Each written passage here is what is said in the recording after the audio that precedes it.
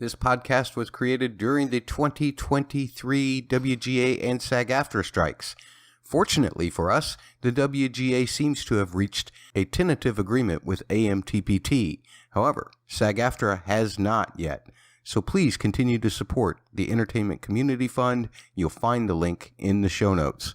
Thanks.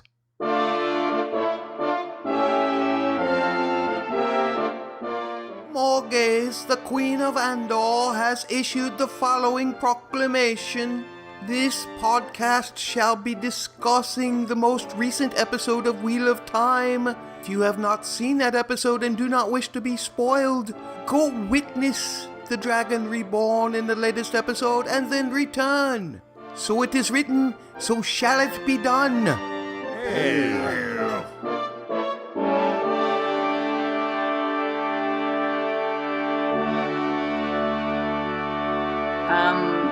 I just want to do What's Worse. I really liked What's Worse. Welcome to Bustin' Blockbusters. My name is Matt Murdock. You can call me Double M if you want. I'm joined here with Priscilla and Bubba to talk about Season 2, Episode 7, Dae'mar, The Game of Houses, baby, written by Justine Jewel Gilmer and directed by Sana Hamri. Your synopsis: a familiar face foils Moiraine and Rand's plans. Wow. Okay. Well, I've got Bubba and Priscilla back with me. They're quite disgusted with me, despite the fact that I have to do 2 podcasts a week with Bubba. I'm sure he was happy to have the break last Friday, except for the fact that it was such a fabulous episode.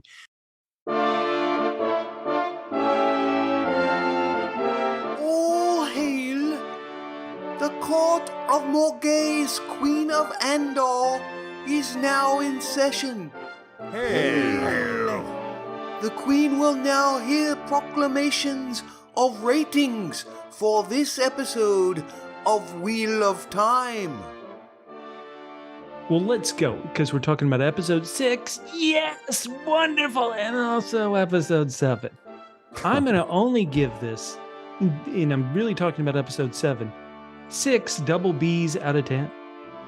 Double B's? Wow, no big. Brilliance betrayed. Episode 6 was so wonderfully tense, so enthralling. As soon as it was over, I wanted to go online and read spoilers, but I'm not allowed to do that. I'm the non-book reader on this show. I loved it. I need to know if Egwene can escape this horrific fate of having this thing around her neck. I mean, it was tense. It was edge of your seat thrills, more so than any episode ever. Like, this is episode 6 of season 2. I loved it. I was like, boy, if they could have had episodes like this at the beginning, this show would be the biggest show on television. It was so great. It was so good. I feel bad for the fans who didn't make it all the way to season 2, episode 6. And then episode 7 happened. Uh-oh. And the edge of your seat thrills became, let's have a couple of scenes of Perrin walking in real time through the desert. Okay. Let's have the heroes who at the end of episode 6 have stopped Rand from going to Falme. At the end of episode 7, okay, he's going to Falme just like he originally was planning to. And we're going to have Moiraine get her powers back. Oh, this is so exciting. Everybody knew it was going to happen. How's it going to happen? Oh, that's how it's going to happen. Okay. There were things in episode 7 I did like. And in fact, things in episode 7 I loved. I love the Nynaeve, Elaine, and Egwene storyline. I just think it's the best. Anytime it's on, I'm like, this is incredible. When they collared that woman in episode 7, I loved it. The nephew, Moraine's nephew, being a Darkfriend. What a wonderful twist. I did like that. Everything else, to me, it was kind of slow-paced. Where's this going? The direction I thought we were headed for, which I still think we're headed for in the season finale. For me, episode 7, it just frustrated me to no end. Even the beginning, where it's like, oh, wait a minute. Moiraine has had this in Siu-raine. They've had this plan for 20 years. And I'm like, yeah, I haven't read the book, and I kind of knew they've had a plan for 20 years. Obviously, they've been doing it, ending with Moiraine in a uneasy alliance for the time being with Lanfear. This episode really was tough for me, a non-book reader. And it's funny because I have seen online, I've seen some book readers have a similar response to me, and I've seen some book readers say, this is wonderful. So as the non-book reader, I've just spit out a lot of things of how I felt, but I was on such a high after episode 6. Episode 7 didn't continue with that high. I thought we were building momentum to the end of the season, and it felt like episode 7 was like, we're still headed to that awesome place you think we're going, but we're kind of doing it slow. Those are my thoughts. I've gone crazy, but that's how I felt. 6 out of 10 for episode 7. Wow, that's the lowest rating you've had this season, I believe. Yeah, it's my least You favorite may have episode had of something season. lower in season 1, but I think that's the lowest you've been. Yeah, so I understand. There are people that feel your way. There were a lot of people who felt like that there were too many storylines shoved into this. It was one of the shortest episodes of the season. So perhaps a little more extension might have helped that a little bit, although it sounds like for you, it would have just made it worse. But they did seem like they had to cram in a lot of things to get everybody to Falme. Priscilla, how did you feel about all of this? We saw your video on episode 6 that you put out on your YouTube channel, Priscilla TV1, for you folks looking for that YouTube channel. But how did you feel about episode 7 and coming off the heels of episode 6?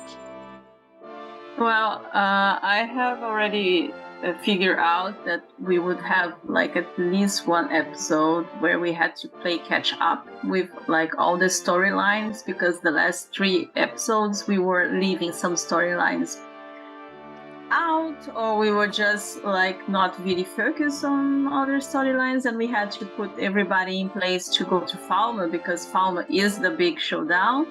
Like what Bubba said, I understand that this was a kind of a divisive episode. There are some people that really like, some people that really feel that this is weak, but strangely enough, the complaint that I hear most is that it felt too rushed, like too jumping from one scene to the other. Like that would be actually the thing that I just like the most in this episode, is that we didn't stay too long with one point of view. We were jumping like back and forth. But I accepted that it had to be this way. They just had like 8 episodes a season to tell the story. Nevertheless, like I would give like an 8.5 out of 10 double S for this episode. Double S's. Yeah, so stupid Swan. I don't understand what's going on with this woman. Swan Sanshi, I really don't understand. I really don't. Especially if we think about Swan in the first season. She was the one who told Moiraine to go to the Eye of the World. And right now she's like, oh, wow, the Eye of the World mission was a failure because of you, Moiraine. What is going on? It felt like a little bit like playing the blame game. I understood where Swan was coming from, that Moiraine kept her in the dark about her having lost the access to the One Power. I understood that. But everything else felt very strange, to the point where I searched online, and I'm not the only one who was thinking that Swan was acting very weird. There is also like some theories about why Swan was acting this way, But so far, since this series, we don't know what is going on. There are some people that think that Swan was being compelled to act the way she was acting, that she was being weird because she was being manipulated. But since we don't know that, I will assume that Swan she lost her marbles and she let her girl Moiraine go. She broke up with her girl Moiraine after 20 years or so of being together, just because she wouldn't listen. So, and then she thought stupidly that she could fight off Lanfear. It was like, whoa. So yeah, I don't understand you, Swan. Other than that, The Gwen storyline that picked up in the last 3 episodes is heartbreaking, continues to be heartbreaking, but I like that she's still out there. She's still there. She's still resisting. And Rand is less annoying, continues to be less annoying, and I would love to see more of Logain. So also very good to have Len back. All right. Well, I'm certainly glad that between the two of you, we did not decide to play the ratings in 1 minute game this time around, because you both had a lot to say, and all of it great. I have several doubles here, and I'm going to need you guys to choose for me. Now, you've already used double S's, Priscilla, and Bubba, you've already used double B's. So that just leaves me down to double L's and triple C's, ladies and gentlemen. Mm-hmm. So I want Priscilla to decide for me. What am I going to do, double L's or triple C's? Well, we haven't had triples, so I would like to hear about your triple C's. All right. And because we've taken so much time with our ratings already, I have set a 1 minute timer on my phone. I will hit start and I will give you my review in 1 minute. Are you guys ready? Yeah. Wow, yeah.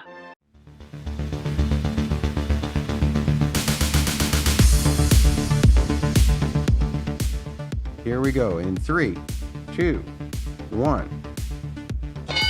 Ladies and gentlemen, I'm going to give this 9 out of 10, what I like to call triple C's. Triple C's? Yeah, cats crossing the courtyard. We book readers knew that Moiraine had to just be shielded. We knew that Barthanes was a dark friend.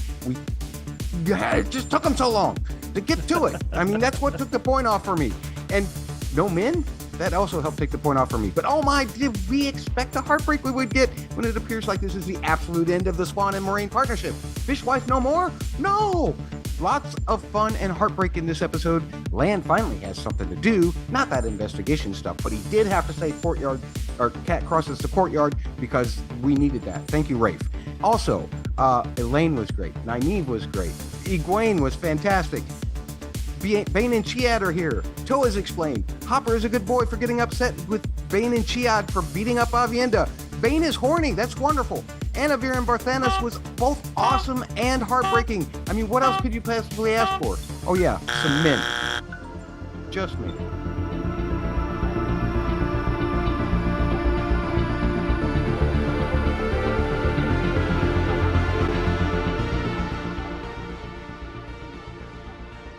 Wow. Congratulations, Matt. That was like scary. Right. Never have I heard the words Bane is horny quite so quickly, so thank you. So it is written, so shall it be done.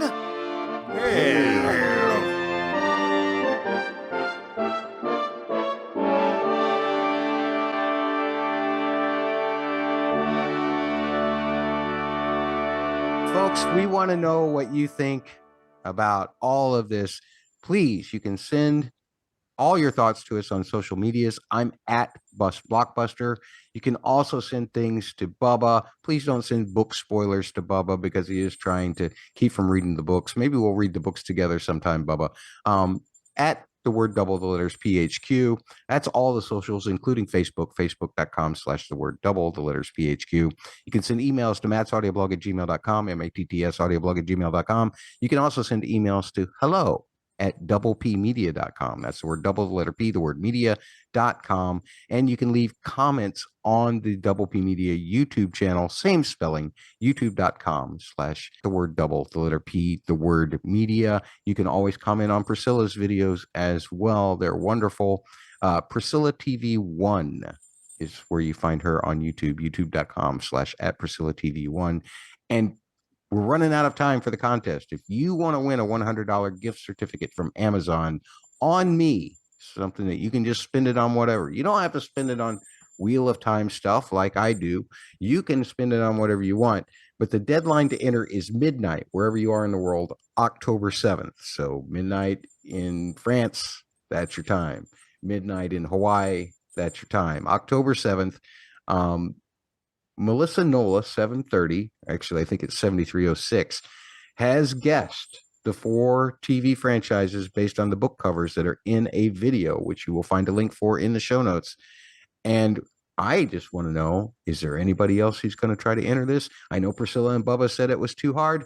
It wasn't too hard. Somebody got it. If Melissa can get it, can you get it? That's all I have to say is there you are. You want a free $100 gift certificate from Amazon? Do you want to be in this thing? Or do we have to just put Melissa Nola 730's name on a, because I got to spin a wheel because I said it's a chance to win, but I'll have to put it on the wheel like 30 times and just spin it. And guess who it's going to land on? So enter that contest. Enter that contest right now. That's all I've got to say.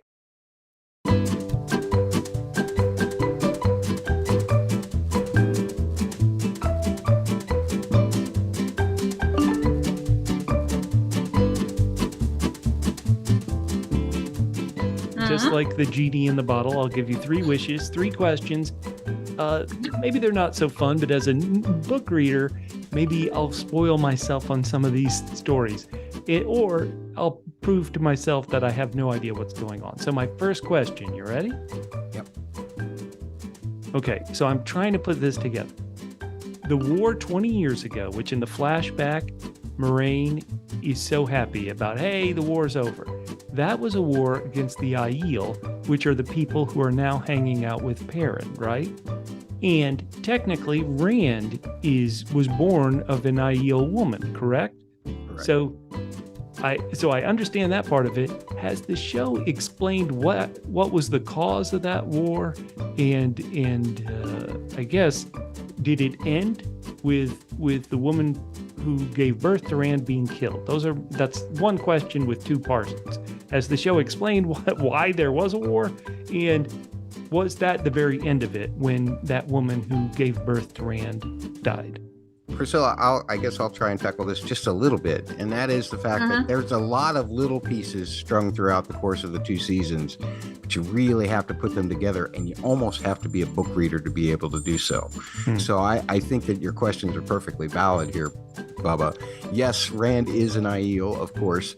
And as far as the war goes, there are all kinds of little, I guess you could call them Easter eggs, even in this season, especially on Moiraine Damodred's door, or on the Damodred house door. There's a thing of a tree there that explains how that Aiel war started, if you know the story. But because they haven't told that story yet in the show, I'm not sure that I want to relate it to you. I think your question is perfectly valid, that it's difficult to make these kinds of connections unless you're a book reader.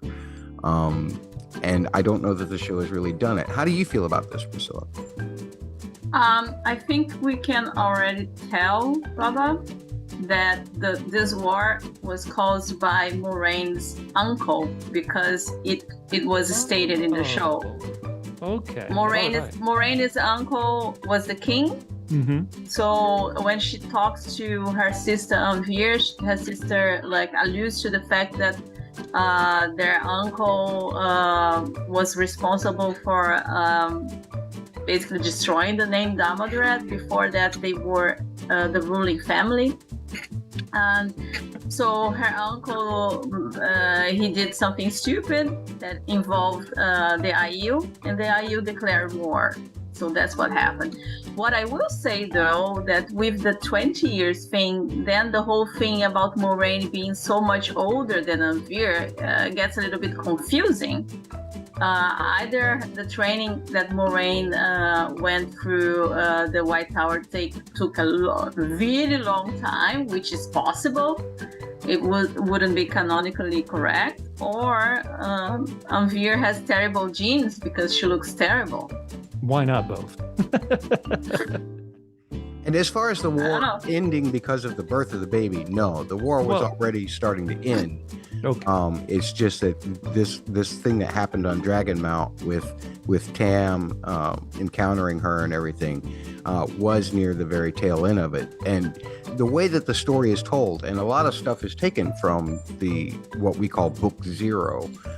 It's basically a prequel to the book series called The New Spring, which actually tells some of the story of Moiraine and Shmalme when they were younger. We also heard allusions to it earlier in this season when Moiraine talked about how Lan threw her into a pond. That's how they basically met. She was already scoping him out, but that's how they officially got introduced in the New Spring.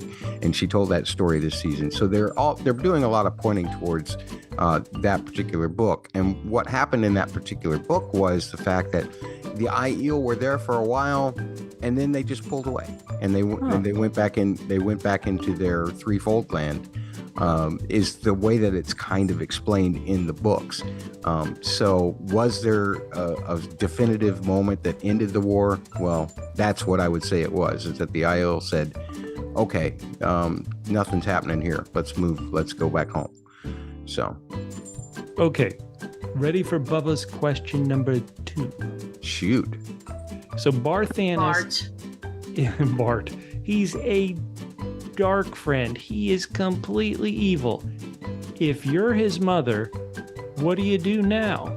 Now, don't tell me what really happens, but if you're his mom, do you kill him? Can you reform a dark friend by, community service? What would you do if you found out your child was a dark friend like Barthanes?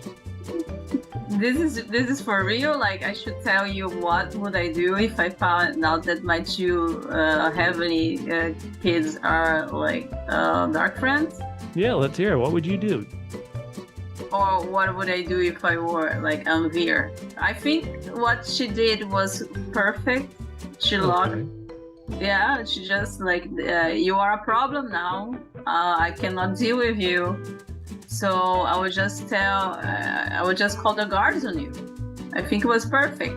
Let us not forget that what she listened to was Liandrin telling her son to kill her sister, and if she got in a way, to kill her too. So what do you do with a child who wants to kill you? You lock this child up. He needs a timeout. He definitely needs a timeout. No. He needs a timeout. It's time to send him to the orphanage. He's no child of mine. That's what I say. No, but would you be very understanding if your child was completely on, like, your child would kill you because somebody told him to kill you? Would you think this is good? This was okay? You can. It'd be nice to go, okay, my child has friends. That's good. Okay. Yeah. Yeah. So no, I think Lanfear, she was perfect in her execution and decision making. Better lock him up than to get killed by her son, I think. Yeah. Okay. Well, I don't know at this point, as a non-book reader, if a dark friend can be redeemed, can be reformed, can stop being a dark friend. So, old Bart's in trouble, I guess is all I'd say. Bart's going to get it from both sides. He's going to get it from the light side, who is against dark friends. But dark friends, these Forsaken don't take being disobeyed very well. So, well, he failed his mission, so yeah, there will be repercussions. It could be bad for him. One way, either way, it will be bad for him. Poor Barthanes. All he did was just want to try and marry a queen and restore his family's house. I mean, I really liked him.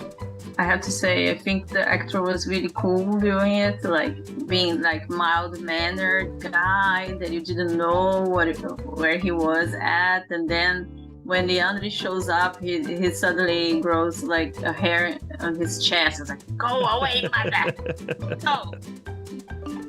That was strange, yeah. All right, a third question. You ready? Yeah. Okay. Again, I, as a non-book reader, unsure exactly how the ways work. I know that there's seemingly edges on the ways, like you can fall seemingly into nothingness in the middle of the ways because you have to stay on this path. And on the way to Falme, just stab. I mean, it's not going to kill her. Just do something this season. Stab Lanfear. That's what I'm saying. What's the worst you could do to somebody in the ways? Do it, right? Like, she could still get stabbed. It won't kill her, but it would knock her out for a bit. The fact that Moiraine is with Lanfear and they're like both almost have the exact same goal. Scary. I don't like it. Land, do something. So it's not so much a question as, is there a way you could get rid of I guess there is a question. Is there a way you could get rid of these Forsaken in the ways to where they would not come back at all? Or if you do find a way to kill them, are they just going to be reborn again because the wheel keeps on spinning? It's interesting that you say that, because you did put it in a way that actually made me think about this. You said if you go off the edge, they might just keep falling forever. I mean, what can you do? You can't die, so you can't recover from that. You would have to just hope that you hit something somewhere else, or you fall all the way back through to the top and hit something. I don't know how any of that works, to be perfectly honest. All I know is that it seems dreadful. I do know that that would be an awful way to go, but it also reminds me very much of the whole, and of course this series came later, I think, but his Dark Materials. At the end, there is an abyss that a couple of the characters throw themselves into in order to sacrifice themselves, and they are essentially falling forever until they die. So that's very heartbreaking. It happens right at the end of season 3. If you guys haven't seen that on HBO, but it's pretty awesome. So maybe that's the way you take care of our Forsaken, and just put them in a forever state of falling through the air. Maybe that would work. At least it would keep them busy long enough for you to get away from them. Exactly. That's what I'm saying.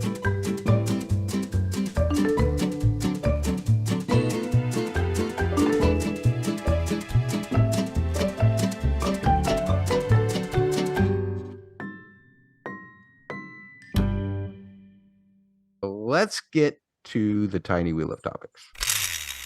Okay, the wheel has spun. I can read this one.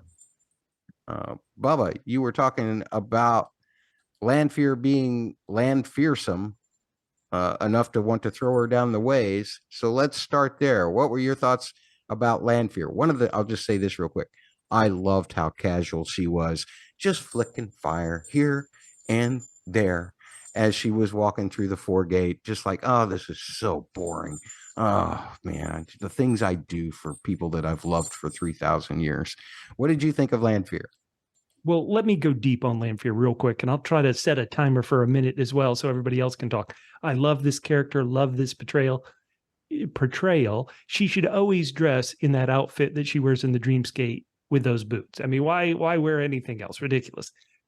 Now, having said that, to me, I explain how Moiraine going along with this, hey, I guess we're kind of partners in crime, Lanfear moment is ridiculous. But that said, I think it's very smart of Rand to use Lanfear.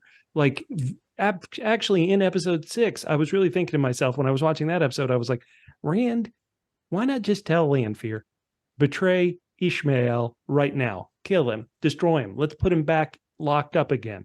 Like, to me, if you've got somebody who's so that crazy about you, why not put them to work? And so I love it. It's scary. You can't trust her. It's frightening.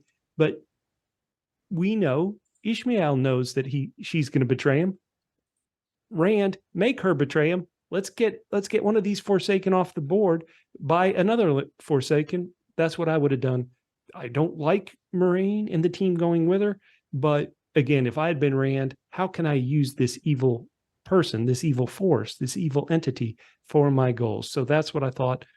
Priscilla, I want to put this in front of you. So that order to kill Moiraine through Liandrin obviously came from Lanfear, not Ishmael, even though Liandrin did say, our master. But obviously she's a Black Ajah, so she can lie, whatever she wants to do.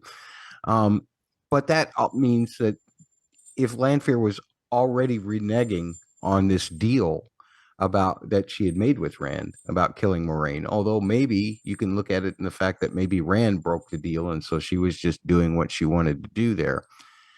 How do you feel about the fact that she loves it when, Luz manipulates her, or so she says?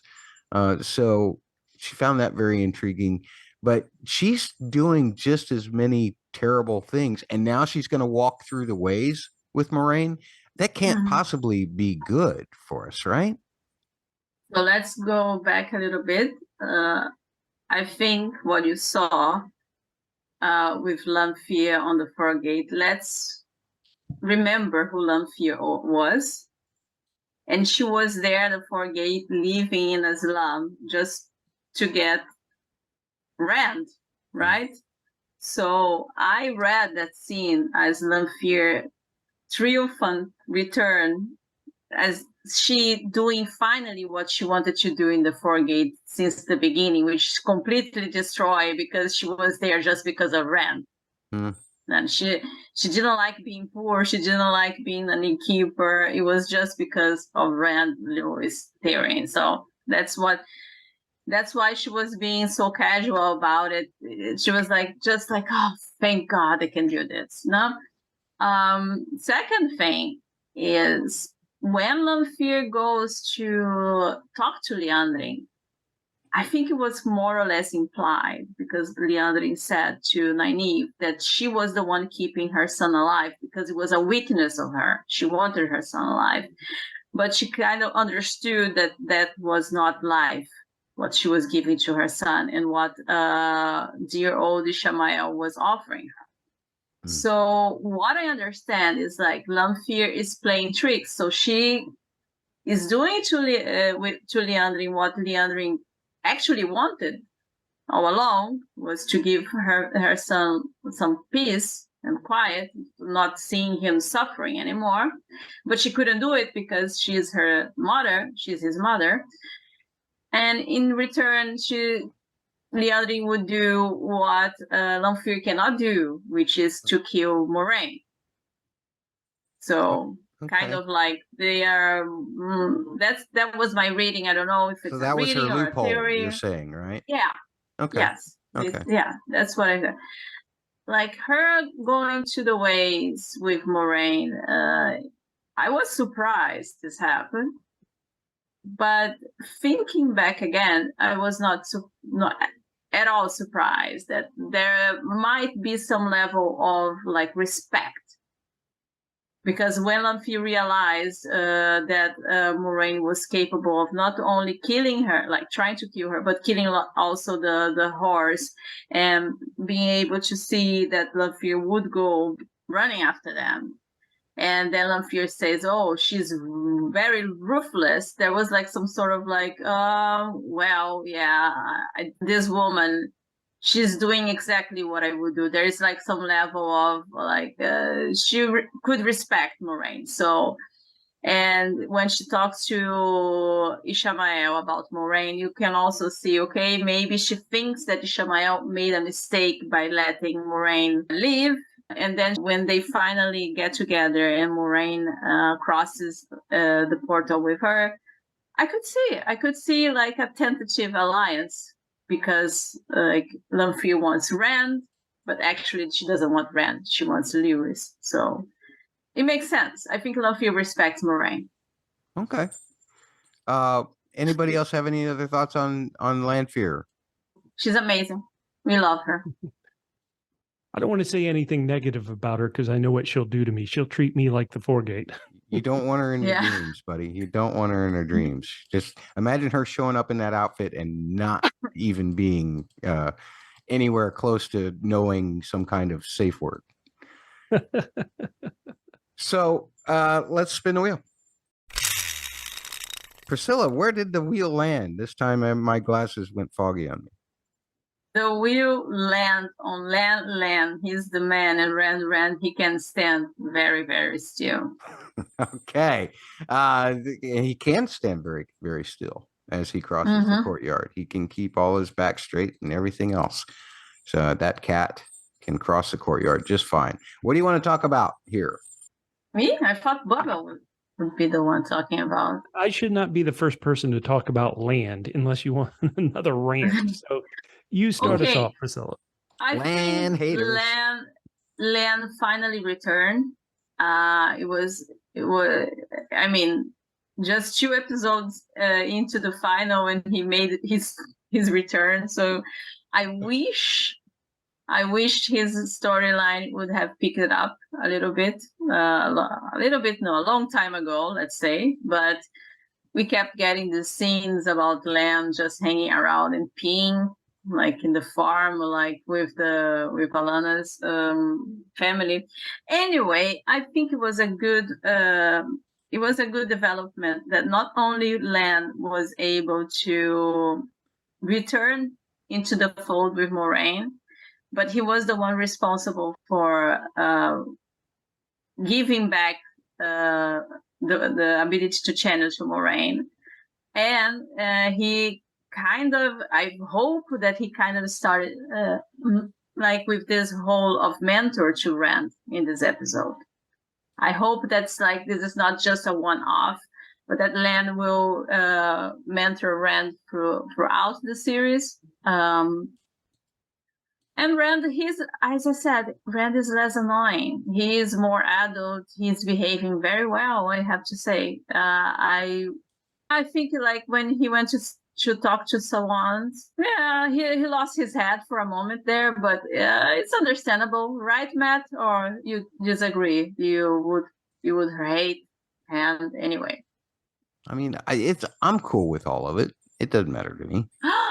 You're cool. Oh my God. Okay.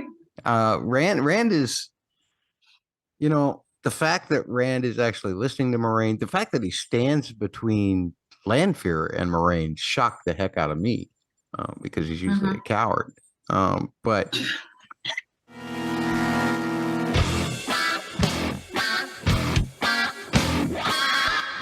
I thought that was fantastic. I really have improved my position on Rand this season. And as far as Lan goes, I mean, Bubba, first, let's just hear what you might have to say about Lan before I get into that. Okay, you know what? I'm going to try to go positive since I've been so anti-Lan this whole season. And I probably won't be able to go positive, but let's try, right? What I would say is they had Lan figure it out. They had Lan put the pieces together, like showing him saying, if you ever felt like you might end your life, and then him putting that together, that is smart. I think it could have happened quicker. I think it could have happened. He didn't, I think it could have happened maybe while he was off on his own in those really boring parts of him a couple episodes ago where he's on the farm learning how to pump water. Maybe he could have figured it out then. And then it's like, oh, I've got to get back to her so I can save her from this thing. And the story line might have had some pulse. They didn't. They chose this option.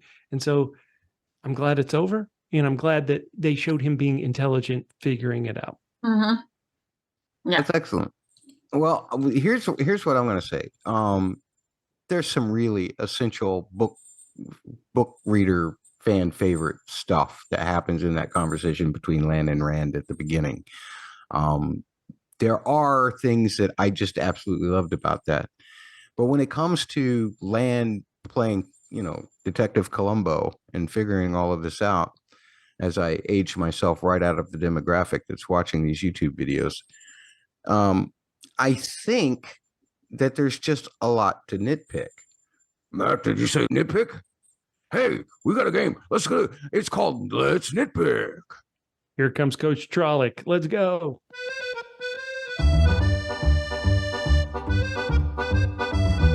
That's right, ladies and gentlemen. It's everybody's second favorite game behind Bubba Has Questions. It's Let's Nitpick, where we try to find the most unreasonable nitpick about the episode you will find. Matt, I see you have lots of suggestions, but first, let me ask Priscilla, is there anything about this episode you would like to nitpick? Well, I already did about the inconsistency with Moraine's age in regards to her sister, because Moiraine was young. 20 years ago, she was young, and now, like, she's older than her sister, and yeah. But that's not a book reader nitpick. It's just like, I don't understand what's going on there. Let's nitpick. That's great, Priscilla. That's great. Let's nitpick. Bubba, do you have a nitpick for this episode? I'm trying to think of one that counts as a nitpick. Maybe you could say that the effect when the Shan-Chan are kind of taking their hostages out to prove how strong you are, and they're kind of slamming into the ground and creating that puff of smoke. Maybe that effect isn't as great as some others, but otherwise, I think they're kind of big story points I would pick. Nothing nitty I would pick. That's Nitpick. Excellent, Matt. You've got a whole bunch here. Well, you want to list them off? Thank you. Thank you so much, Coach. Well, as I was saying with Lan, when I just wonder, when did he have time to read Tower Records? I mean, he spent the whole time being elsewhere. He was at Varen's house. He didn't seem to be doing any reading there because all that happened there was he tried to do sword forms in order to keep his mind straight. I don't even know that Moiraine would have let him in anyway, into the rooms where all of that great stuff was at. However, it just seems weird. The rest of the time he's with Arafel, with Alana's cousins. He's there. When does he have time to figure all of this stuff out? There's other stuff though. Why was that sun so bleeping bright in Falme, but only on Matt's face? Everything else around it seemed pretty normal, but Matt's face was so bright. I don't get that at all. Why was Swan's air sword so cool when they were in that carriage, but yet when she started to form them in that night shot, it just looked like a comic book panel? Let's nitpick. If Lanfear is capable of getting Matt to Falme right before he wakes up, then why are they wasting precious time going through the ways in the first place? Obviously, she has a faster way. Let's see that faster way. Let's nitpick. That's excellent, man. You got any more? Why is every single scene for Logain in that courtyard? It doesn't matter if it's night. It doesn't matter if it's day. I mean, does he have a bed out there? Is there a bath out there? Is he forced to sleep out there in the wintertime? It just doesn't make any sense. Let's nitpick. I like that. I think he's forced to live there. Like a dog. So there you go. I think that's all the nitpicks that I have. There's probably a couple more, but I'll just let them by the wayside. All right, Matt. Thanks for playing. Let's nitpick.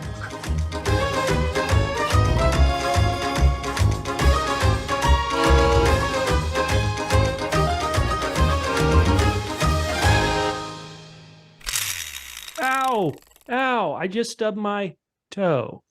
Oh. Get ready, people. Yeah. We're going to hang out with the Aiel and we're going to learn about the toe of life.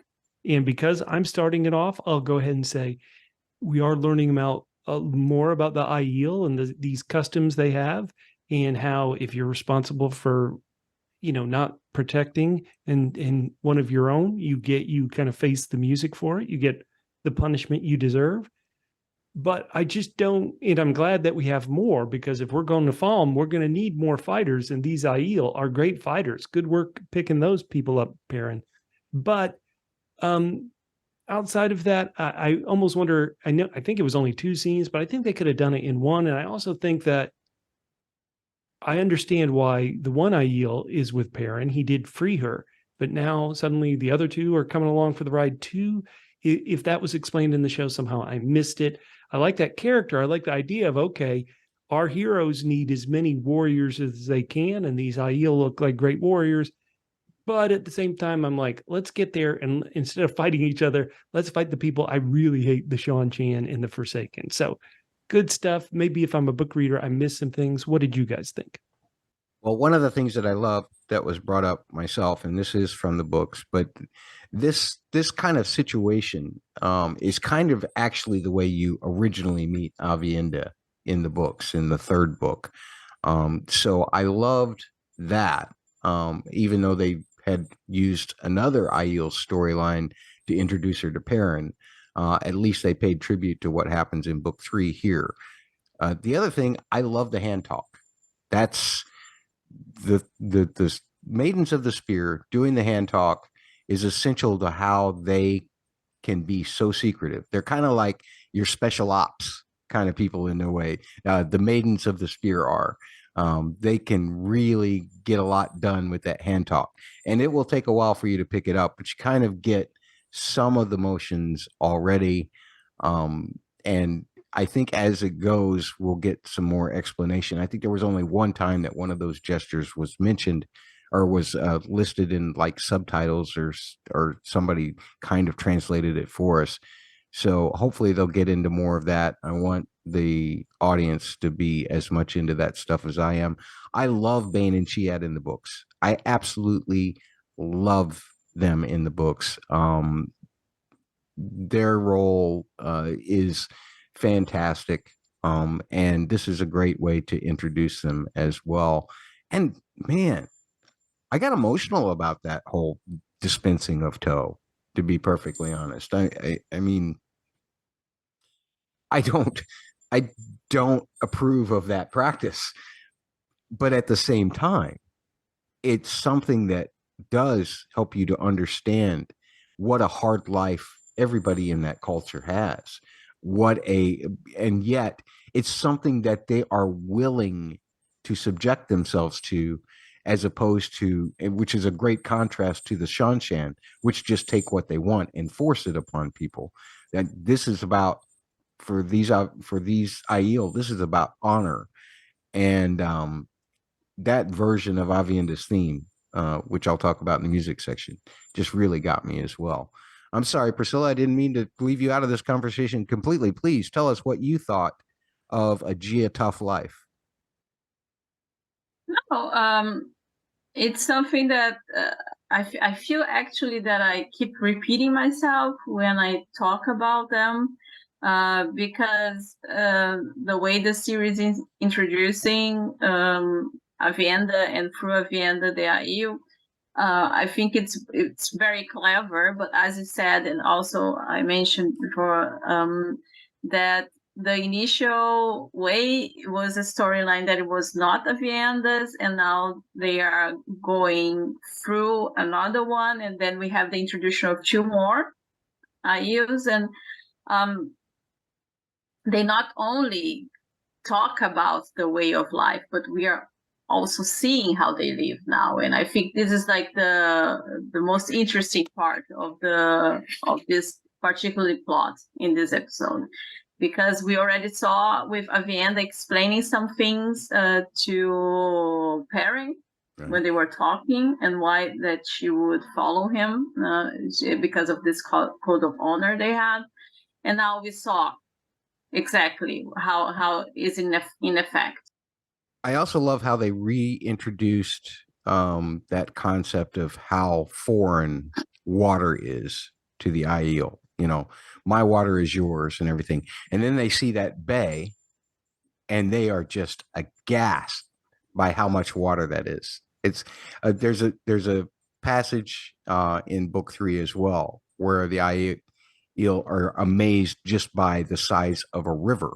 And here you have this whole bay. So I love how they brought that home to really emphasize how little water there is in the Aiel waste, which you could probably suspect by the way that they covet it so much. But I just love that they continue to reemphasize that, because that may become very important later. And Priscilla, I don't know if you're there or not, so I'll say no more.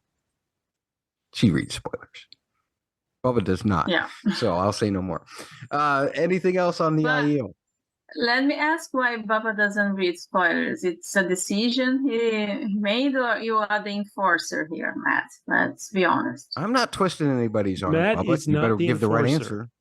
After episode 6, again, I feel bad that I didn't get to be on the episode 6 podcast, because I was through the moon. I was going to say it was so wonderful. I was like, I'm going to read the books after the season. I was so engaged, so excited. And then the what I felt like a purposeful slowdown happened here. Now, on the Aiel, the show has done a great job of making me hate the Shanshan, hate the Forsaken. And if the Aiel in this final episode, what I'm suspecting, I could be wrong about everything, but if we show up in Falme and Perrin's like, Aiel, unleash, take out anybody you want to, and they go to town on our villains, I'm gonna be high-fiving myself in the air. I'm gonna be jumping up saying, hell yeah, let's roll. So I didn't think it was too thrilling meeting these two more of them. But if they do what I think they're going to do, they're going to be some of my favorite characters too. Where did it land, Priscilla? So Siu-raine, or does anyone have a better shipper name, also including the flashback? I think that's the OG name, no? The OG Siu-raine, right? Siu-raine? People called it, yeah. Yeah, I don't know if that's what people called it or not, but I love it. So It should be. Yeah. Again, I was confused about the whole age thing. Mm-hmm. with the flashback in particular.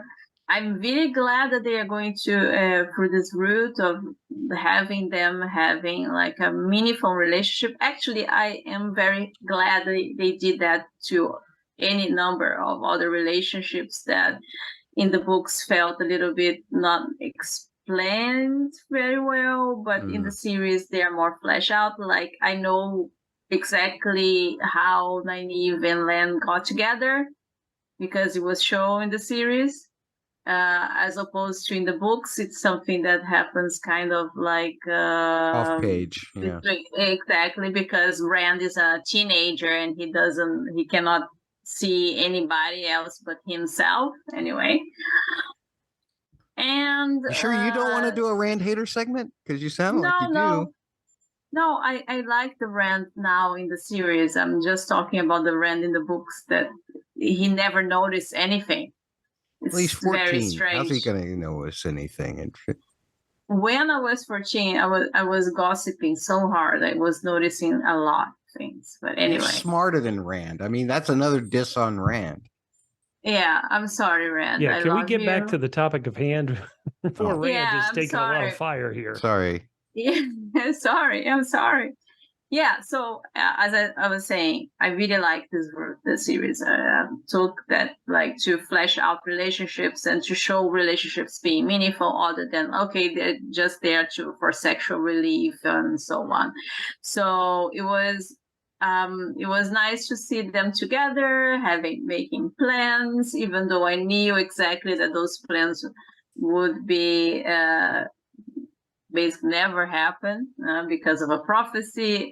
Everything was nice. And the breakup, I feel there is something more to it than we can see right now. So I will reverse judgment for when the series ends and we can see some explanation about exactly what was happening there with Swan. If not, Swan, you were very like you don't deserve Moraine at this moment. Yeah. So Bubba, let me turn to you with this, because we do have Swan basically coming up with this plan of let's just put Rand in a cage and in case of emergency break glass. So what is happening here? Is this, do you feel as a TV show person, because I'm not going to talk about it too much from a book show person, but I have seen some theories out there. It's a possibility that this is just a continuation or a continued evolution of that Swan character that made Moraine swear on the oath rod to never return to the tower, and maybe due to political pressures, maybe due to whatever, or is it a possibility because she seems so different from the Swan that we see in the flashback here, which that relationships kind of stuff was not in A New Spring to that degree. The actual prophecy was they were both there when that happened, but so was the Amaryllis seat, I believe, at the time. But nonetheless, is it possible, because we've heard compulsion mentioned a couple times in this season, is it possible that Swan isn't acting completely on her own? Do you think one of the two possibilities weighs more heavily in your mind? Let me say that I didn't think that at all. Okay. I only get that idea from you guys talking about it right now. I think it's natural. The way it read to me as a non-book reader, and I'm not saying it didn't feel a bit odd, but it felt like they had this secret plan, what they were going to do with the Dragon Reborn and how they were going to help have the Dragon Reborn kind of, make things right, for lack of a better word. The Dragon Reborn has been with Moraine all this time. She tests him, and he hasn't learned at all how to use his one powers. He seems kind of pointless, and he seems very, what's the word? He's not focused on the goal. I think it was Lan. Here, let me give Lan another brownie point. Lan, who was like, you're thinking of my friends. You're supposed to protect the whole world. Yes, you got to protect your friends, but you got to protect the whole world. That's the way you've got to be thinking of this. And so to me, it felt like that's what caused Xuan Sansei's so kind of rigid return to, okay, we tried our secret plan. It didn't work. Let's go with what everybody said. And especially now that I'm in power and that it really is my my decisions on the line. That's what it read like to me. But now that you guys are talking about how evil people can take control of your mind, I guess I could see it. And if that ends up being true, I won't be like, no, this came out of nowhere. I could see it, but I did not think of it at all watching the show. Well, what do you think of the break in case of emergency plan? Evidently, Tower Law has dictated this. It's not like Swan came up with this plan herself. She's looking into a book, and it says when the Dragon Reborn shows up, you put him away and you hold him until you need him. Now, whether it says whether he's the general or not the general, is he just the cannon, or are they support? Moraine's position is they're supposed to support the Dragon Reborn. It seems like Swan's interpretation is the Dragon Reborn is supposed to support them. So, how did you feel about this approach that the Tower seems to take? Is it plausible? Is it something that you think would work? Is it something that you think is totally weird?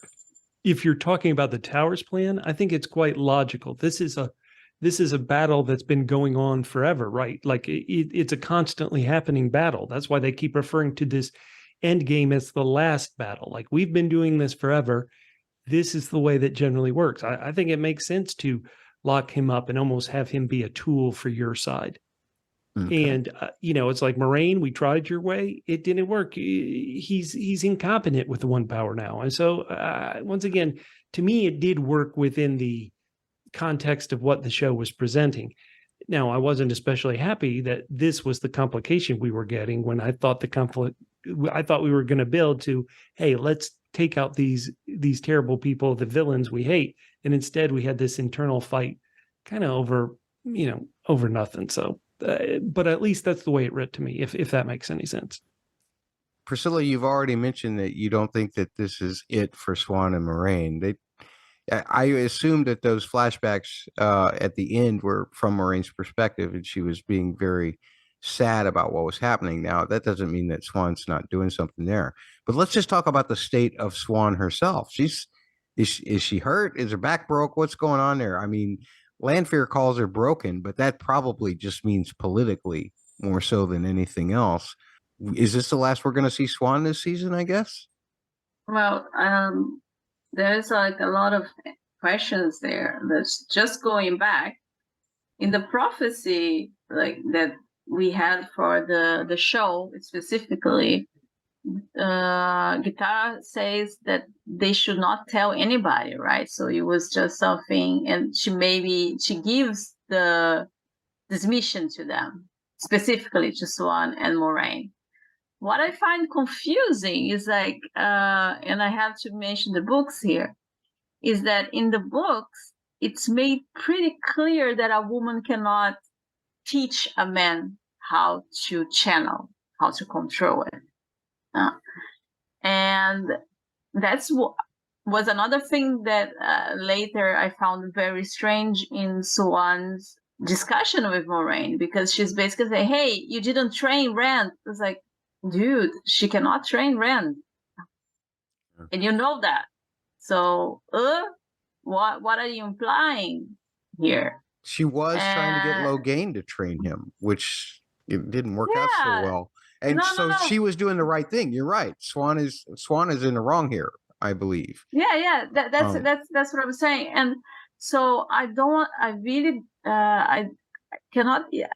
give myself a headache just to think about this whole situation, because there are so many implications of book knowledge, show knowledge, what is going on here, It just seems that something so important you would at least talk, like have a heart-to-heart. So I really hate when the shows, they do that, like that people don't talk when they should talk. And there is like almost like a misunderstanding. I don't think Swan is broken in the way that we figure that Moraine was broken by the end of the first season. Meaning I don't think Swan was shielded. I don't think Lanfear did anything. I just think that Lanfear would just meant that politically speaking, And Moraine already had guessed it, that Swan was she was walking a tight rope there. She's not like a very popular Armoring Seed. And you have so people that, like in prior episodes, like Leandrin sowing yeah, seeds about the Shan to Leanne. and Leandri, you have Alana and Varen basically going against Tower Order in order to help Moraine. exactly. This organization is splitting quickly. So that's what I think Lanfear was getting at. She already has this sort of like alliance with Leandri. She might know exactly what is going on in the tower, so that she meant that for herself, for Lanfear, it's a better thing to have an Armoring Seat broken, as in completely discredited. They are going to like, she's in Kareem with 14 sisters, and what happens? She loses the Dragon Reborn. She has Kareem under attack when she's there, and instead of protecting, they will find her like almost dead. It can't be good publicity to try to put out a fire with a hailstorm, because you got all these people running from fires outside. Then all of a sudden you pelt them with hail. They got to find somewhere to get cover from that, and there's nothing there but burning buildings. So how do you get around that?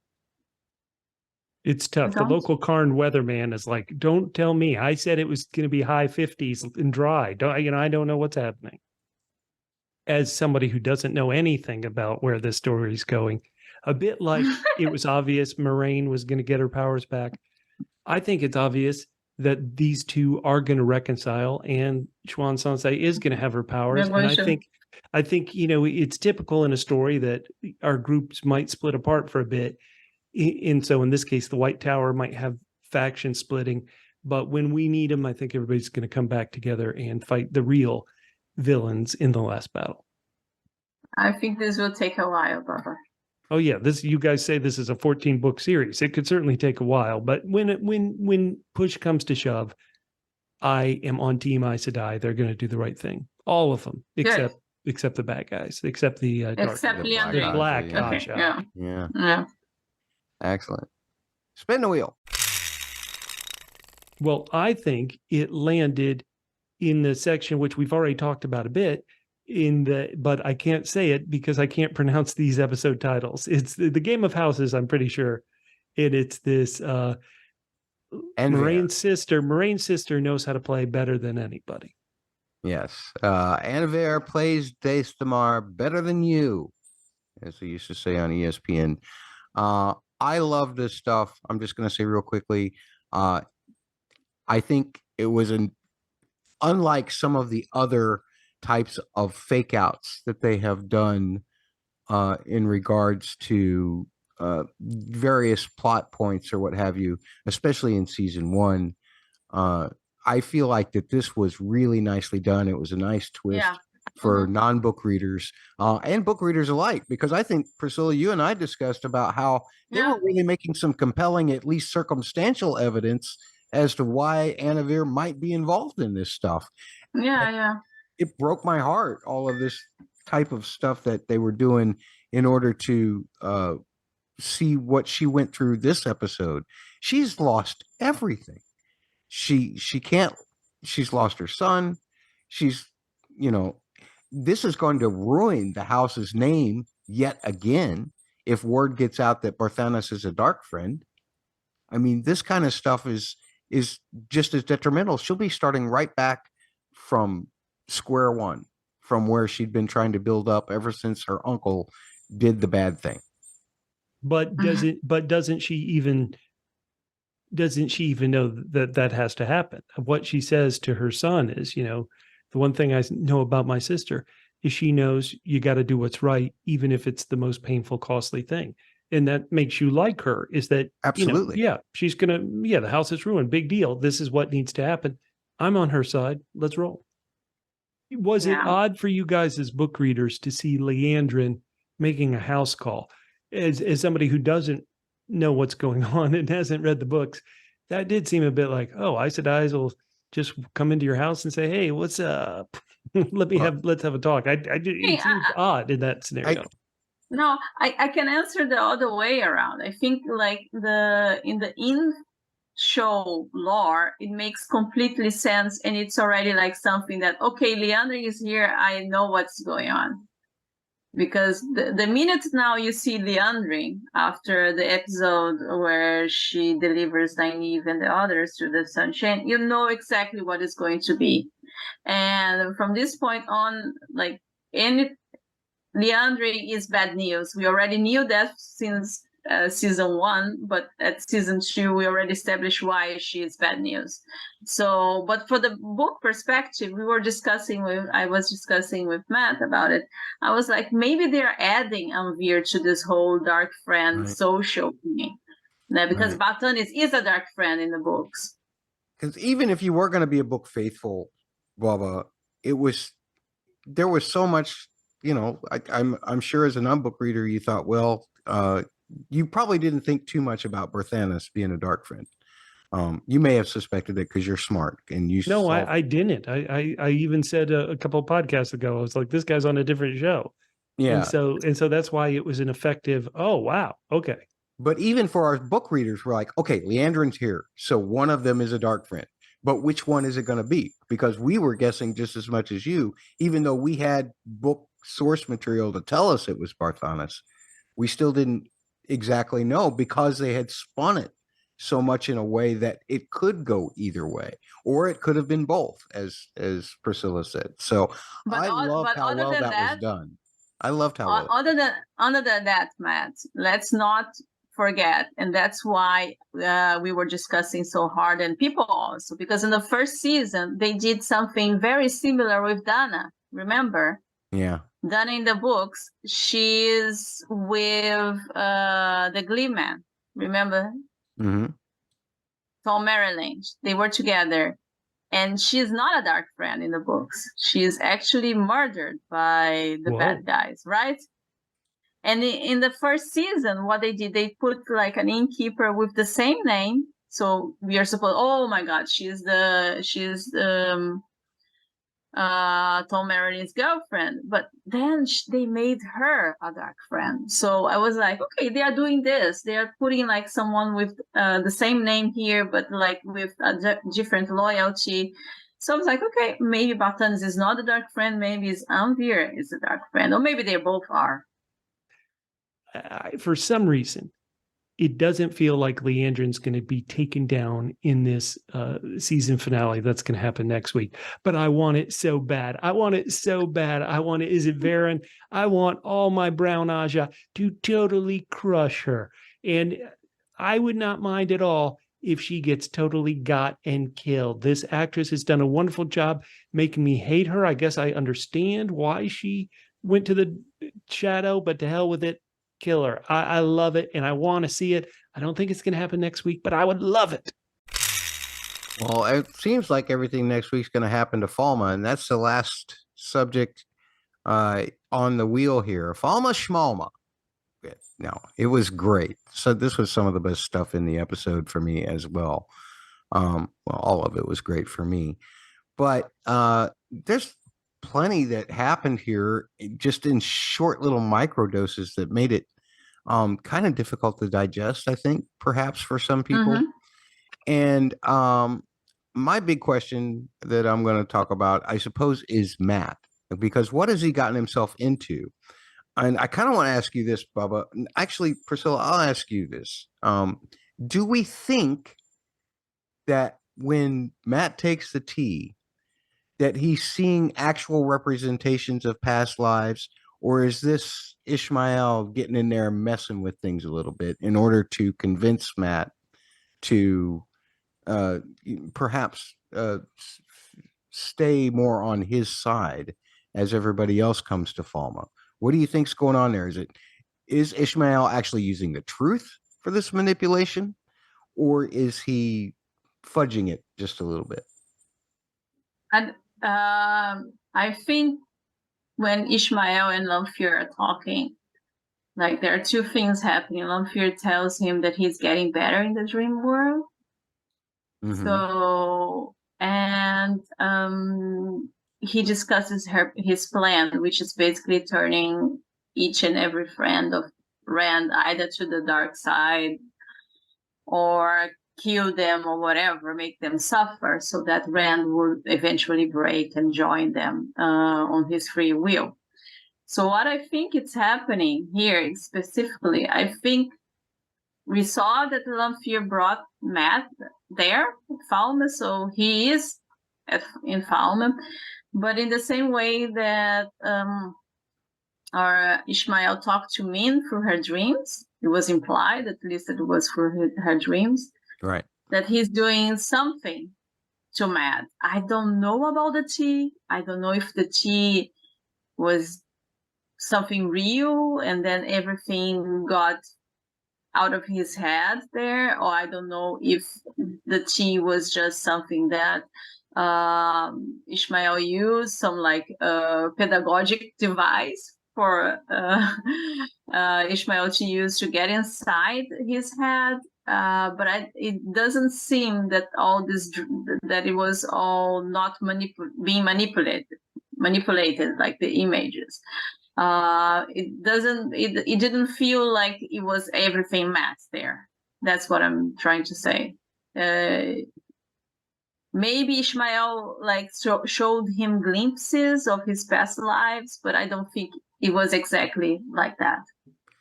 Bubba, how did you feel about Matt's revelations about his past lives and his mom continuing to scold him no matter where he goes?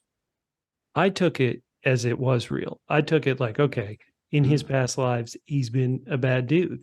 And what was interesting about that scene is the positive about it is, as a non-book reader sitting there watching it, I'm like, don't drink the tea, dude. You're doing exactly what he wants you to do. But of course, the setup of the scene demands that he drink the tea. Like no storytelling device would have him not drink the tea. So he drinks the tea, and I saw it being real.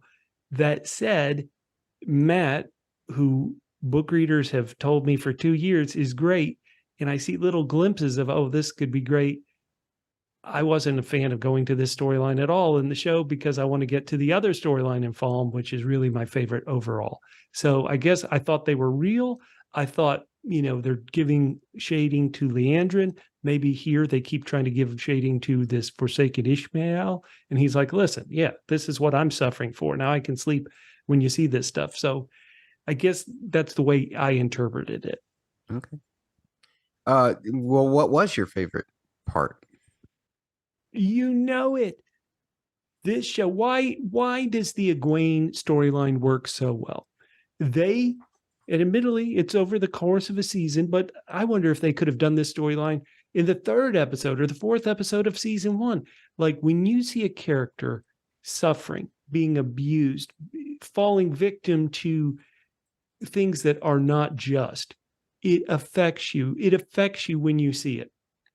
When you see heroes going to save someone from this condition, it affects you. You love it. Egwene's defiance is uplifting. It's you could put it into any situation. When you are against it, when you are trying to be broken, don't be broken. You have to fight your way through it. This storyline is incredible. It's very easy to comprehend. Okay, this is what they want. This is what Egwene has to do. This is what her friends Nynaeve and Elaine are trying to do to free her from this horrific fate. It is intense. It is engrossing. Every storyline needs moments like this. I know you're like, well, can't characters develop?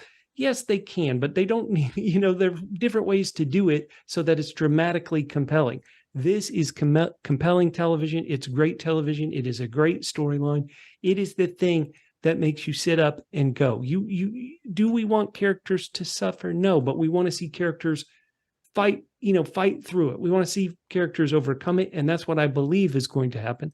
There's a part of me that what I was just talking about, I don't think Liandrin gets taken off the board in the next episode, even though I want it so much. There's a part of me that thinks, if they free Egwene, is that too soon? Like, do we really need to see a true transformation? Or has just, what is it, 2.5 episodes of this horrific treatment been enough for me to say, okay, I see this character's going to have grown and changed based on this horrific experience. Either way, I want it so bad. I want her freed so bad. I want her friends to succeed so bad. When Elaine and Nynaeve put that collar on one of those Sean-chan women, I was like, hell yeah. It gave me the thrill that I got so much of in episode 6. Once again, where do I think it's going to go, or where do I hope it's going to go? I think for some reason, Nynaeve and Elaine may not be able to save our girl in just one episode next week, but I hope so. I want our heroes to overcome this challenge. The show has made me hate the Sean-chan. The show has made me hate Ishmael. I want them defeated. Please give me some happiness in next week's season finale. That's what I say. I just want to throw this in real quick because Madeline has done such an extraordinary job doing these scenes, and that's got to be just as hard for an actor. I mean, not as hard as actually living it, but trying to place yourself into that mindset cannot be a very healthy thing. So I'm very I just feel like that she has done an amazing job.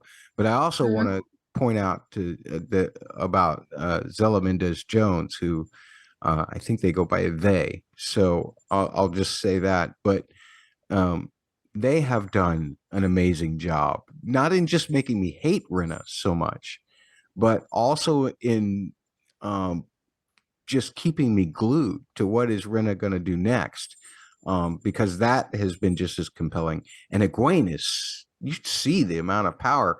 That was the one thing that I loved about that whole Damani test. It seemed more like a Suldam's driver's test than a Damani test, but just to see how much more power she had compared to the other ones that we saw, that was fantastic. That was the same level of blast that we saw knock over Loyal and Perrin and them back at Alter's Mill. And evidently that was just a level 1 thing. So Alter's Mill was not much of a challenge for the Sean-chan at all to take over. I'm going to shut up about this. Priscilla, go ahead. Any thoughts about Egwene or Nynaeve or any of this stuff? Go ahead. No, I think you said everything. Like, props to Madeleine. It's been quite a ride. I will say this also, for an Ogier who pretty much keeps to himself, it's a good thing that he reads a lot of books, because he knows how to pay proper respect to a princess, to an heir to the throne. And I loved how that got under Nynaeve's skin. That was fantastic. This relationship, Bubba, is one of my favorite relationships in the book. Is between it's fun. It's really fun. And they're doing it really well, in my opinion. I 100% agree. Unchain Egwene. Unchain Egwene. Come on, show. Give us something good. As Bubba likes to say, if you're for Egwene's freedom, and you should like this podcast wherever you're getting it. You should subscribe wherever you're getting it audio. You should subscribe to the Double P Media YouTube channel, because if you don't, you're anti-free Egwene, and we don't want that again. Please don't. You're anti. Yeah. So don't be a hater. Yeah, don't be a hater. Leave comments in our stuff. You can find Double P Media's stuff at Double P HQ on all the socials. That includes Twitter, Instagram, Threads, and Facebook. Facebook.com/PHQ. You can also find me at Blockbuster on whatever Elon Musk is calling it this week. And you can send emails to me, mattsaudioblog@gmail.com, MATTS audioblog at gmail.com. My musical analysis is coming up next, and we're not really covering any new music, although I did make some comments about the ending music that I thought was really spectacular. There's lots of ways that themes that we already have established can make you feel in different ways, and some of that can be just simply reharmonizing things. This week's musical analysis really isn't going to cover anything that we haven't already covered, but because Mr. Balfe did do some what we call reharmonizations, meaning where the melody is the same or just slightly altered and new chords are placed underneath in order to create a different kind of emotion.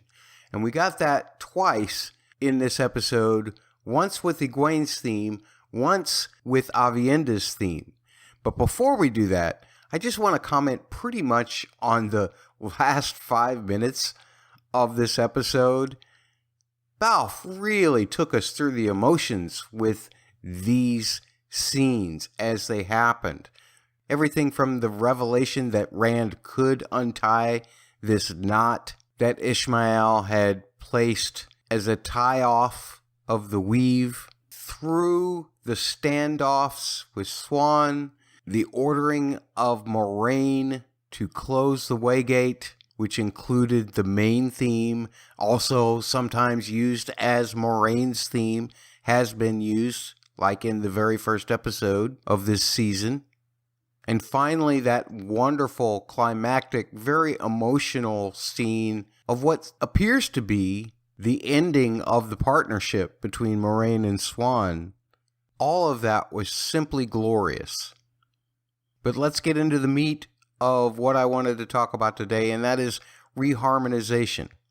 Melody and melodic shape tells a story, but harmony is what tells us how to feel about that story. You've heard me say many times on this podcast how major chords can make us feel lighter. Darker chords usually come from the minor keys. There are other further exaggerations of those kind of harmony, such as the diminished chord, which can create even more of a scary effect, or the augmented chord, which is the raised note from being major, which makes things feel weirder, or the use of Lydian scales and tones in harmony to make things feel bigger. All of these kinds of chords can be placed underneath any kind of melody as long as you know how to make it work. And we saw two great examples of that this week. We've already talked about the Egwene theme, but I want you to listen to this part of the melody so that you can hear how it's normally presented.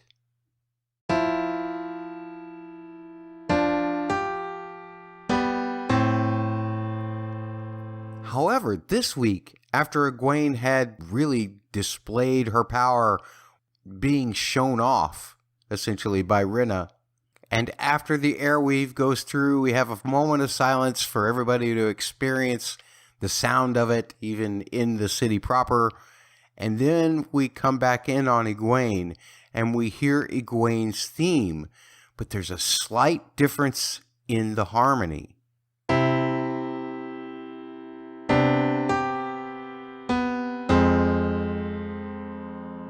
Can you hear how the chords are different?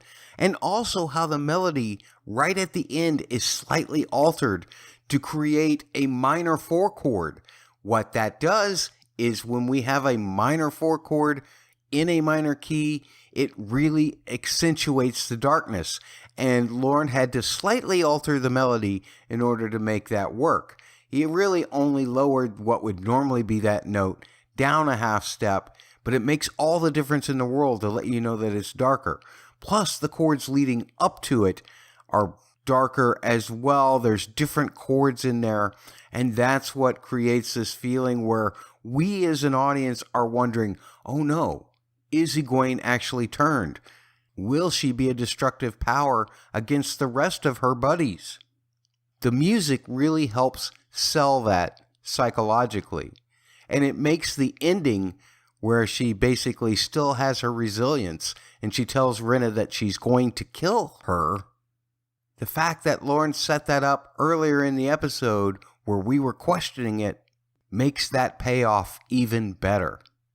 Now let's turn to Avienda's theme. We just heard little snippets of it when they fought the White Cloaks, and it was a glorious version. It was fantastic. We heard that melody that I covered being played, but it's kind of done in a little bit slower way, so tempo and rhythm can make a difference in how we feel about something. And here Avienda is facing her toe.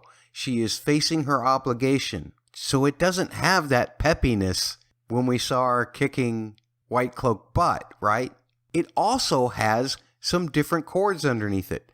Again, I covered this, but let's review what that melody part and its usual harmony sounds like.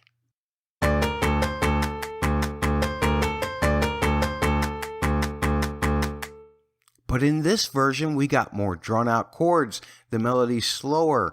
The chords are darker. it makes things more emotional, and it kind of helps us to dig in and really respect Aviendha for being able to take responsibility for her actions. Now, I don't necessarily agree with that practice, but I'm not going to question the way the Aiel do things, especially when we've seen them be as badass as they are. At any rate, it sounds like this.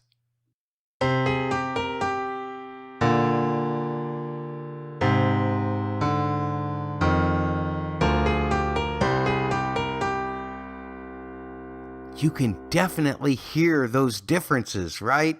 And that's what makes music so glorious, is not only are there a set of rules called psychoacoustics that help us to understand how harmonies affect us. It was developed by Pythagoras a long time ago. You know that guy that did triangles? He's the one who first started studying this stuff.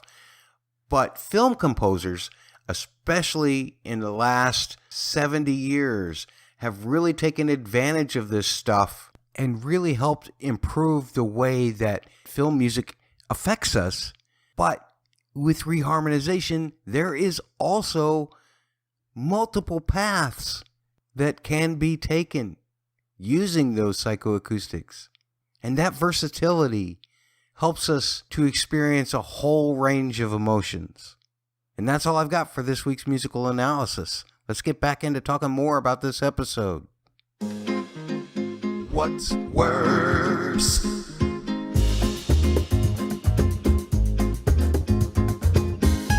Ladies and gentlemen, it's a game that everybody loves. Not quite as much as Bubba Has Questions or Let's Nitpick. But Priscilla loves it more than any of those other games because she's the one that chose that we would do this one this time around. Priscilla, the way this game works is each of us asks a what's worse question with whatever situations we want. Then the other two panelists have to answer from opposite sides, kind of like high school debate team, basically. And then you, if you were asking the question, get to decide who won. So do you want to ask a question? Yes, so what's worse, running from fires caused by Lanfear or having to run into fires to seek just a little bit shelter from golf ball size hail caused by the Aes Sedai? Wow, that was hard. I'll take this. But what's worse? It's not hard at all. It's easy to know exactly what's worse. When you see a woman spitting fire out, that's the worst. There's a reason why that famous saying is, a woman spurned, you're going to get burned. There's a reason why when a woman is angry, you just shut up and nod, because that is the worst. That is what the worst is. And especially if it's a woman who, let's be honest, is like thousands of years old. Ooh, granny upset with fire. Run. That is the worst. Okay, then Matt has to be the opposite. I gotta come up with the other one. So, Bubba, you're completely wrong, and here's why. You're gonna burn anyway. It doesn't matter which way it is. But to also get pelted by hailstones before you gotta burn, because where are you gonna get cover from the hail from? You gotta go into the burning building. You've gotta become a firefighter. You've gotta become a hero, and then you die anyway. So what could be worse? Just getting it over with once with a nonchalant blast from Lanfear, or to nonchalant. You saw how nonchalant she was with the fire this episode. Just all over the place. Just that's like a little for you and a little for you.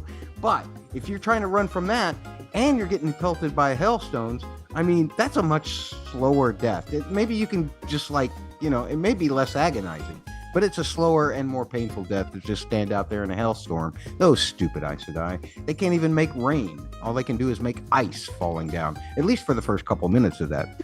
So I say that it is much worse to get pelted by the hail and then to die anyway by fire. It's not personal from the hail. It is personal from Lanfear. She is upset. She's coming to get her man. Oh, she doesn't care where it goes, where it lands, what it burns. She's just creating a distraction. She's having a little fun. Let her have some fun, Bubba. I mean, she got all dressed up to talk to Rand in the dream. Right, and she's not dressed up for me. Maybe if she had dressed up for me when she's burning me, that would be more fun, but she didn't, so it's less fun. Bubba wins once again. Bubba, you don't know the safe word. It's just that simple. Okay, tell everybody the safe word then. Loose Theron. Priscilla, who won? Not you, Matt. Not me? No. In this No, instance, but- Priscilla is Yeah. Lanfear. No. Listen, Baba, he kept it short, he kept it sweet. His arguments about Lanfear being just angry and that an angry woman is a dangerous thing.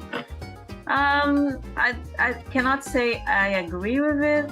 It's a little bit but Well, then how can it's you better vote for than him? No, listen. it's better than yours. It's better than yours, man. Hold on. We have a real life example that an angry woman is a dangerous thing. I present Exhibit B, Taylor Swift. Okay. Ladies and gentlemen, that will be edited out of the podcast. What? Yes, We do not please, want no. the Swifties on us. We do not want No, the I mean Swifties just on us. proving Oh, that, look, the Swifties, they're a point in my favor. See, you have when made they get angry, you have they'll made burn an the whole enemy town of the down. Swifties, Bubba. How can you do that to me? I'll never. I'm be saying able to go don't on social anger the. media I'm again. saying don't anger the Swifties, or they'll burn your house down. It's my argument writ large. Yeah, that's a good way to make it Let's- Swifties feel good about themselves. They'll burn your house down. All I'm doing is trying to avoid them on social media.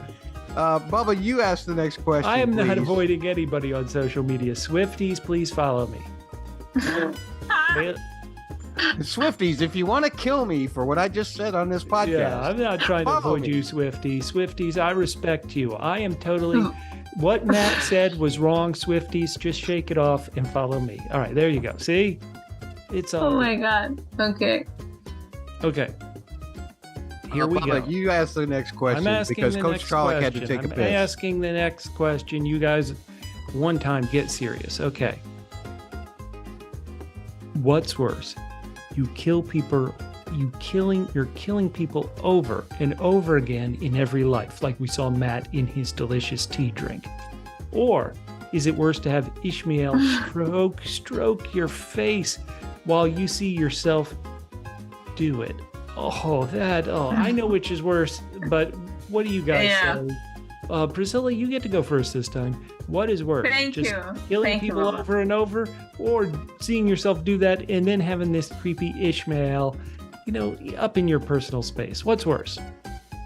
I think having Ishmael that close to me in that creepy little Ishmael way, with the mind games that Ishmael Yes. plays, which Mhm. it's already established his mind games are not as good as Lanfear's mind games. It's just creepy and strange and weird, and he keeps going on and on about how amazing it would be if he could die already and never come back. I mean, Ishmael, you're so full of it. I mean, I think he's losing a little bit. He's getting mad, which is spoiler.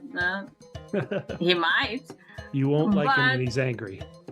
No, it's not even that he's angry. It's that like he goes into this headspace where he's the only one who understands exactly what is happening, and nobody can be as annoying as a person who thinks that he's right all the time. So yeah, Ishmael, don't know. Go have a drink, not this tea.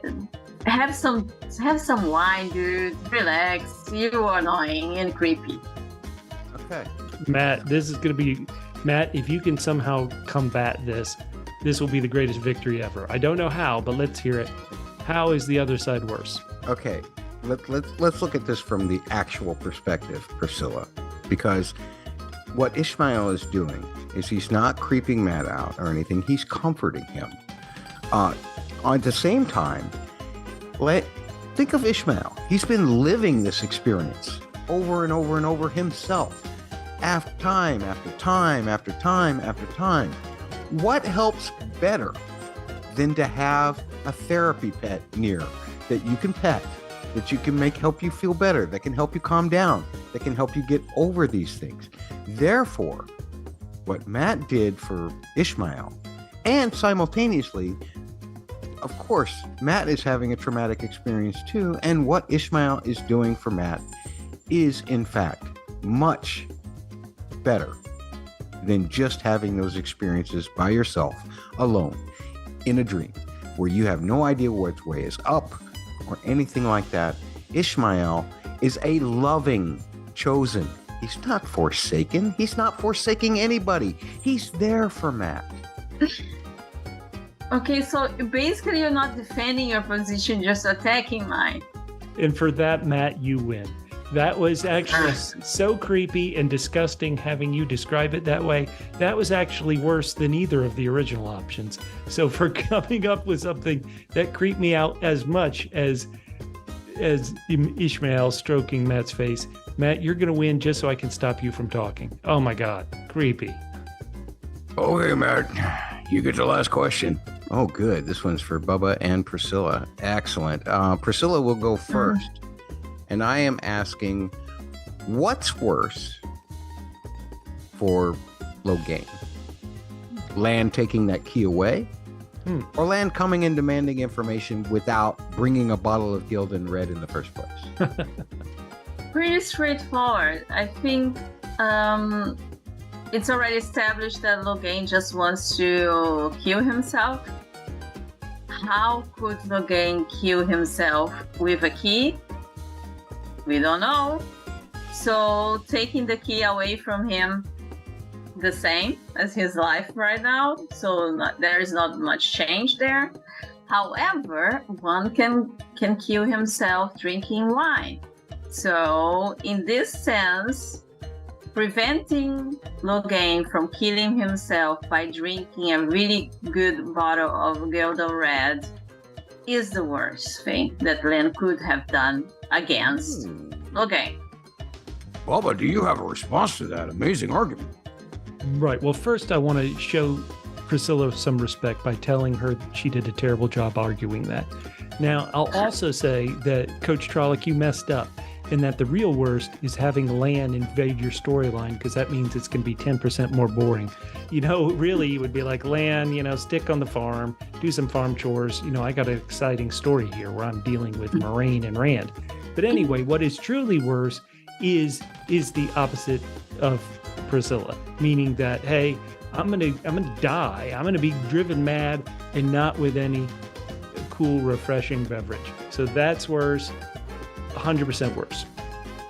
I have no idea who won that argument, Matt. Do you? Nah, I'm lost. Wait, what? Coach Trolloc, be careful or I'll put Lan in your storyline too. Feedback is next. What's worse? What's worse? Feedback. Here we go. Twitter. Or X or whatever Elon Musk is calling it this week. No, we're not going to laugh at any of that stuff. Carol Briscoe, who's at Briscoe Carol _Carol on Twitter or X or whatever Elon Musk calls it, says about episode 7 that Rafe hinted it would be awesome. Everyone is in place for an epic season 8 finale. Falme, bring it on. Hell yeah. Also, Nerdy Guns, love that handle. Just says, so flaming good. So flaming good. I'm glad people love it. I'm sad I was so tough on episode 7, but I'm glad people love it. Hell yeah, Nerdy Guns. Now, Bubba, of course, we have your YouTube channel, which makes you millions of dollars for all those thousands and thousands of downloads that you get for Only Murders in the Building, for Ahsoka, for everything except this particular podcast. Right. So why don't you read to us what David McGarry said to me in response to my solo cast last week? Okay. So this was feedback about episode 6, where David wrote, Rima was acting in self-defense against her and her warder, but only when her life was threatened. Okay, so these are White Tower rules, I guess is the way to think about it. Mm-hmm. Note the weaves used were more about reversed healing than striking an enemy. An interesting question about that doesn't get brought up on the show is, would the 3 oaths prevent an Aes Sedai from killing themselves to avoid being captured and collared? Wonderful question. I don't know how the 3 oaths would deal with this. What do you guys think about Rima and last week her awesome battle in episode 6 against those evil Shan'tians? That's a great question, Priscilla. Does suicide constitute breaking the oath because you're harming another Aes Sedai, or you're harming an Aes Sedai? This is too philosophical for me. I would say that no. I would say you could kill yourself all the time, anytime. Yeah. I think the wording is technically other Aes Sedai, right? I think you cannot harm others, right? Yeah, that's what I was getting at too. Yeah, I think you're right.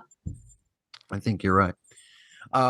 David McGarry 4335 continues. By the way, thanks for chiming in 2 weeks in a row on our YouTube videos. Yes, really thank you so much. But I love this, and I don't know if this will even go over Priscilla's head or not. I'm assuming she knows the titles of the books. Oh, and would you have said that Swan's Weave was perhaps a Crown of Swords? Or is that a bit of a reach? Crown of Swords is the title of the 7th book. And it's actually the one that I'm in the middle of a reread right now, which I paused to watch the television show. So love that joke, David. Matt, real quick, where does that book rank in your kind of ranking of the 14 awesome Wheel of Time books? Crown of Swords is good, but I actually, you know what? I'm a fan of books 4, 5, and 6 in a big way. Well, we're about to get into because what happens with the books then is kind of like I don't want to say it's a George R. Martin complex, because Robert at least puts stuff out. But things do get a little, because he's still trying to work out how to make the last battle happen, which he didn't even get to. Poor guy. Brandon Sanderson finished it for him. Although I think that he did have notes for a lot of it that Brandon used. But he got into what some people call the slog. But 4, 5, and 6, Lord of Chaos, Shadow Rising, and what's the 5th book? I can't remember the name of the 5th book. The Winds of Winter. No. Close, very close. It's something about flames, I believe. Anyway, those 3 books are probably my favorites because it takes a little while for everything to get off. Book 2 is like a reset. Book 3 starts to really get into some stuff and bring some cool characters on. But books 4, 5, and 6, man, so much stuff happens. It's fantastic. David wrote, Matt, he continued and he wrote, I really enjoy the musical analysis. David says he's not very good at picking up the context clues, and he feels that there are a lot of them in the show. And David, just so you know, because you always wonder, is it called Twitter? Is it called X? David has the correct name for it. That app is now called X Twitter. Excellent. Love it. Thank you so much. We'll call it X Twitter from now on. New watcher, evidently, somebody who's joined on with the Double P Media, Landmandragon 8072. Well, they may not stay with us very long, since they're named after a character that you drag constantly, Bubba. But they say, I found you by searching for a Wheel of Time interview, and I ended up watching, and I really enjoying your recap and review style. I love the analysis of music and how it affected the scenes, and especially your point about the silence when the Gawain touched the picture. Great work. I will subscribe and try to catch up on your content. Well, thank you so much. This person also was talking about a podcast you did on your own, Matt. So wait till they hear Priscilla and I. They'll be like, let me unsubscribe. Who are these two fools? What they'll do is they'll start writing in the comments, hey, get rid of the host and you guys just do a podcast, I think is what's going to happen. I doubt it. You have not only your head, but also you have Coach G, so you don't need anybody. Right. That'll be the worst. That'll be the worst feedback of the podcast. The hat is 1/5. I'm a 5th, and Coach Trollick is a 5th as well. So I am ready to scratch my back and watch you guys suffer criticism because I'm such a great podcaster. No, that's not what's going to happen at all. But I'll tell you what, we did get nearly 1,600 votes on the 100X Twitter, as Dave McGarry likes to call it, regarding these this last episode. And 38.9% of you called Bubba a liar by saying that it was great or perfect. 33% of you called it good, which I think falls in line with Bubba pretty much. Although Bubba might fall in the 16.7% that called it fair. I don't think that Bubba went so far as the 11.1% who called it poor. Whoa. Well, we love all these votes. How do we follow this and get to vote on Twitter again, Matt? You can vote on the polls on X Twitter at BustBlockbuster. And usually the Double P Media YouTube will retweet them as well. All the socials are at the word double, the letters PHQ. That includes Facebook, Threads, Instagram, and X Twitter. And you can also send emails to mattsaudioblog@gmail.com if you ever want to just give us your thoughts about the episode. We love it when you leave comments on our videos, just like David McGarry did, just like Mandragoran 8072 did. Thank you so much for your contributions to our community. The YouTube channel is youtube.com/@the-word-double, the letter P, the word media. And Priscilla has her own channel where she covers everything very well as well. Now, Matt, I'm about to disappear because I like to stay non-book reader and do my part to give that different perspective. But before I leave, what are we going to do next week? Next week is the final episode. Now, we know we're getting a season 3, but that might be 2 years away. How are we going to celebrate the end of season 2 of Wheel of Time here on the Bustin' Blockbuster podcast? Well, that's an interesting point because my schedule has once again made it to where I cannot really have time to record or to meet with Bubba and Priscilla because we are a worldwide podcast. And so it's difficult for us to get together. So what we're going to do is we're going to actually put off our coverage of the finale. I know you all are so disappointed that we might actually take some time and gather some thoughts before we open our mouths. But that's what we're going to do. We're going to spend a week thinking about that and talking about just the season overall. You'll get that stuff sometime after, I guess, in 2 weeks from the time that you get this. In the meantime, don't forget that contest as well. You have up until October 7th. Midnight in Hawaii. That's what we have. Midnight in Hawaii or midnight in Paris or midnight in Beijing. So wherever you are, when it's midnight on October 7th, that's the end. That's the last you can enter. We have 5 book covers.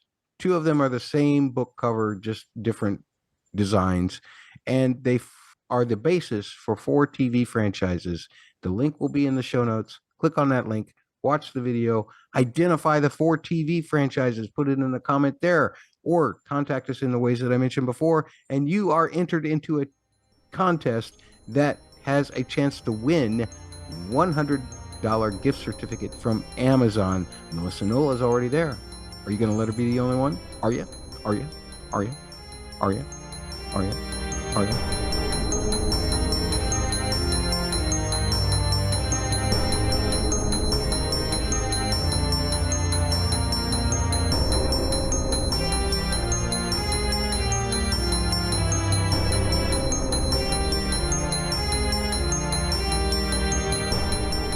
Send emails to mattsaudioblog@gmail.com and find all back episodes and other information at mattsaudioblog.com.